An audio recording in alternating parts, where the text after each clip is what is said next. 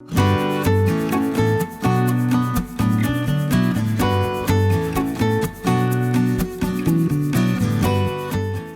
suis Constance Lagache, infirmière à la Polyclinique de Gentilly à Nancy, donc en secteur privé, et je travaille en bloc opératoire.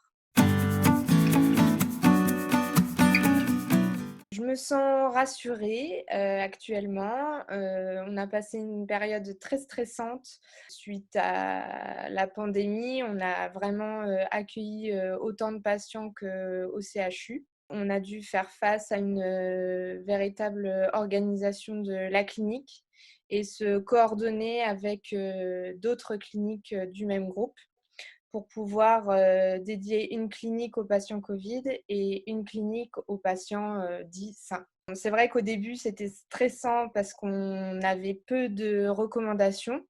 On ne savait pas trop ce qu'il fallait faire. On a été un petit peu désarmés, désœuvrés, parce que la chirurgie programmée qu'on fait dans mon secteur a été totalement arrêtée, hormis les urgences et pour les patients dont l'annulation d'intervention représentait une perte de chance.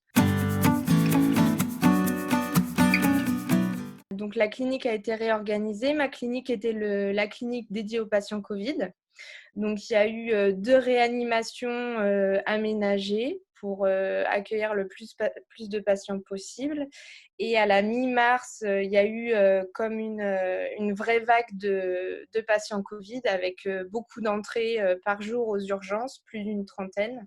Donc, il y a eu une 3e réanimation au sein de la salle de réveil de mon bloc opératoire qui a été mise en place. C'est à ce moment-là, en fait, qu'on a vraiment mis en place un bloc Covid et un bloc pour patients sains dans une autre clinique. Nos équipes au sein de la clinique ont été dispatchées sur la clinique dite saine et une équipe d'astreinte est restée sur le bloc donc de ma clinique à moi afin de continuer d'assurer les urgences pour les patients atteints de Covid puisqu'ils pouvaient également avoir d'autres problèmes hormis voilà, leur symptomatologie de patients Covid. Moi, j'ai été envoyée en réanimation 4 jours et j'ai fait aussi une journée au sein de la tente d'accueil mise en place devant les urgences. Il a vraiment fallu s'adapter. Moi, la réanimation, c'était un domaine que je ne connaissais pas du tout. Mais il y a eu une très bonne collaboration, une très bonne mobilisation entre les collègues et même au travers des 2 cliniques, ça s'est vraiment très, très bien passé. Il y avait un projet de la clinique en fait de se fondre avec l'autre clinique avec laquelle on a travaillé.